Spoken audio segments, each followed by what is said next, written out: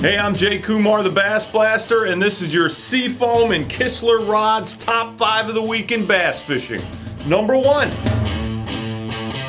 This ain't about Ott. Well, actually, it is about Ott. I'm talking Ott DeFoe, who won the Major League Fishing Bass Pro Tour event on the Potomac River. Yes. Oh, praise God. Now, you could say this was an odd or Ott result. Dude, that was hilarious.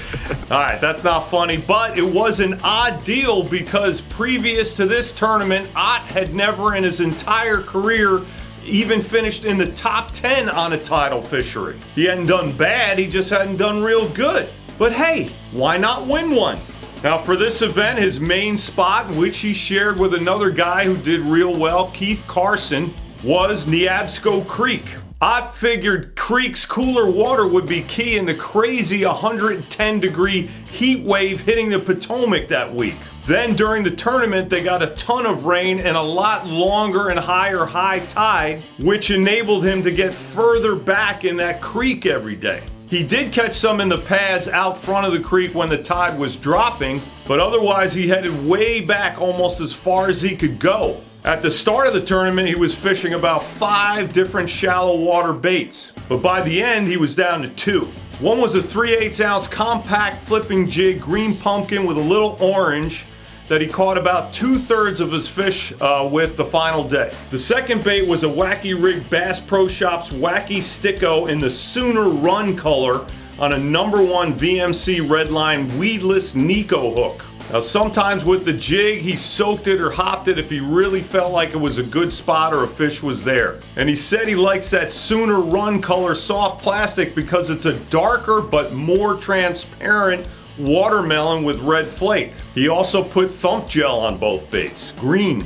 Another odd deal or Ott deal about this win is that I believe this is the first tournament that Ott has ever won whereas he hasn't caught a single fish on his favorite bait, a crankbait. That fact got fans so mad they were like, "Take out the Otter's clam fields!" I'm not sure Ott even has a clam field. Now this win makes Ott the 3rd winningest guy ever on the Bass Pro Tour.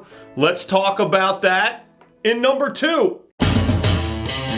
You remember back in the day when this guy was tearing it up? Seemed like he was winning 1 or 2 tournaments a year and a classic like every other year for a while there. And lots of them were won on Strike King crankbaits. Plus, Strike King had this guy, and this guy, and this guy, and several others absolute hammers. It was a show-enough bass fishing dynasty there for a while. It's a really rare deal when that happens, but I think we have another one right now. The Rapala guys. Ott DeFoe's recent Potomac River Bass Pro Tour win makes him the 3rd winningest guy ever on the Bass Pro Tour. He's a Rapala guy, and so are the #1 and #2 most winningest guys on the Bass Pro Tour. And both of those guys have also won tournaments this year. Then, on the other side of the fence, the Bassmaster Elite Series, you have Patrick Walters and Kyle Welcher, both of whom are Rapala guys who are also winning tournaments. So is it a Rapala dynasty already? Is it still in the making? Either way, Rapala is giving Strike King back in the day vibes big time. And man, they're sure selling a heck of a lot of those Crush City baits. Consider it crushed. Yep. Number 3. Oh crap! It's the fuzz! That's right, they're here, or they're gonna be here soon anyway. I'm talking about fuzzy baits. Now these baits got going here a couple of years ago with the Japan guys fishing the Elite Series. Bassmaster Elite Pro Kiyoya Fujito in particular was fishing those fuzzy dice and the similar looking bug baits. Now he and the other Japan pros fished these baits unweighted, even in deeper water, on drop shots and basically kind of Nico rigged. And then these baits got picked up by American fishermen. And last year we saw some high finishes and wins on them like this and this. After that, everyone's eyes were like, then their American bass fishermen's wheels started turning and they were like, "Gentlemen, we can rebuild him better than he was before. Better, stronger, faster." Okay, maybe not stronger and faster fuzzy baits, but different ones. And for sure, everyone knew we'd see some American versions this year. Now, first out of the gate was the Strike King Tumbleweed, announced this spring. Then after that, all we heard were rumors about some more fuzzy baits being introduced at the ICAST Fishing Tackle Trade Show, which is next week. Now, Big Bite Baits didn't want to wait till then and announced the new 4-inch Sensation Fuzzy Stick.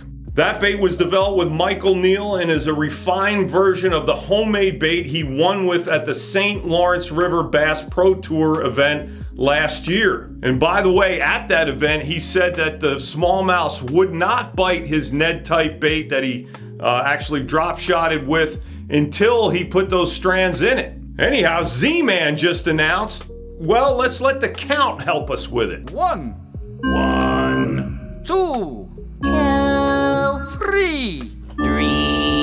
Yep, Z-Man just announced 3 new fuzzy baits. One is the Fuzzy Nuggets, which looks kind of like the Tumbleweed and also has 12 sides. Another is the 1.75-inch Fuzzy Bugs, which can be fished as is, or if you want even smaller baits, cut that sucker in half.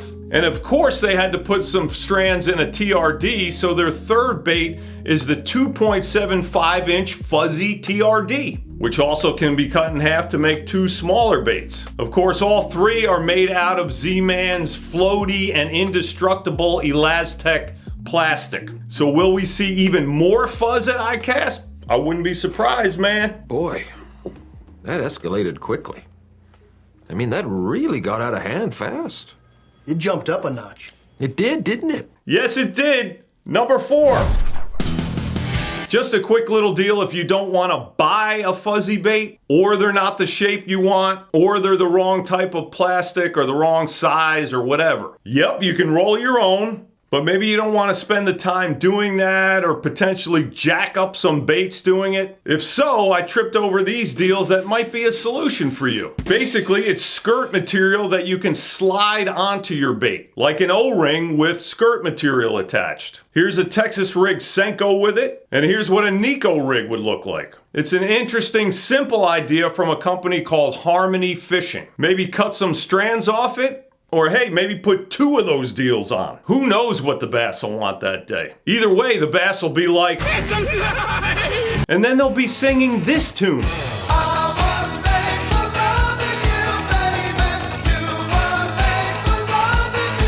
Man, that song has 890 million views on YouTube.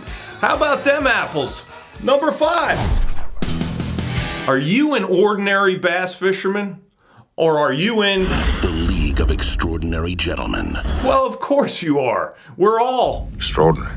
which I guess you could spell like this, extraordinary, or like this, extraordinary. For bass fishermen, both are true. All right, anyhow, if you're an ordinary bass fisherman and want a little extra fun and competition while you're fishing, let me intro you to this, the BassBlaster Ditch Melon Derby, brought to you by the fine folks at Abu Garcia Rods and Reels. All right, why? I just wanted to give us regular folks an easy and cheap way to add a little extra fun and competition to the fishing you'd be doing anyway, or maybe do a little more fishing. And that's wherever you want to fish, like your home lake. Here's how it breaks down. 6 regions across the country in July and August. June's already over. We had one then. $20 entry, that's it. An extra $20 for the no forward-facing sonar division. Yes, that's right. There is one. Fish your home lake or any water you want.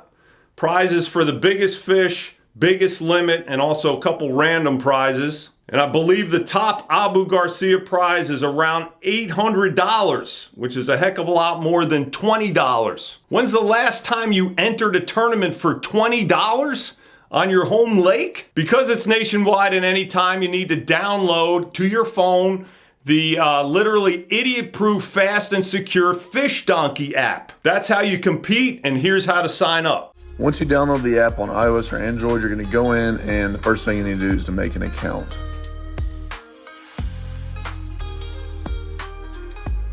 Once you go through all that, there's going to be an explanation on how the app works, and you're going to go to the search icon and look up the Ditch Melon Derby up here in the top, and it should come up immediately once you type that in. Click on that, and that is how we're going to get into the tournament. So once you get to the Ditch Melon Derby, you're going to go ahead and click join now, and that's when it's going to ask for all of your information to enter the tournament. And believe it or not, this is all fake, so do not go to one BassBlaster drive and expect to see J. Kumel. After that, you're going to go to the tournament fee, which is where you can just enter the tournament, or you can go ahead and enter the side pot, which is another $20. So at most, you're looking at $40 to enter this tournament, and you're competing to win hundreds of dollars in prizes. So for this video, I just entered the tournament regularly. It's got a $5 processing fee, but on my own personal account, I entered the side pot too because I'm about to catch a big one without using scope. An important deal when you go to the tournament is that you look over the tournament overview, the rules, the prizes, and everything like that, which is clearly laid out in the main menu of the tournament. You can see your regions of the countries, you can see the prizes, all the rules are there. Make sure you go and read all of those so you know how to properly compete in this tournament and win your prizes. And once you do all that, you are ready to go fishing, and you are ready to compete in the BassBlaster Ditch Melon Derby. Man, I hope you decide to at least check it out. There's other tournaments there too, and for ours, you could probably cherry pick a deal in July and August. Not a whole lot of folks fished in it in June, and it was wide open. Have at it, have fun, and remember, you are quite extraordinary. Yes, you are, and don't let the missus forget it. All right, that's all I got for you this week. Thank you for watching. Thank you, Seafoam and Kistler Rods. See you next week. God bless you.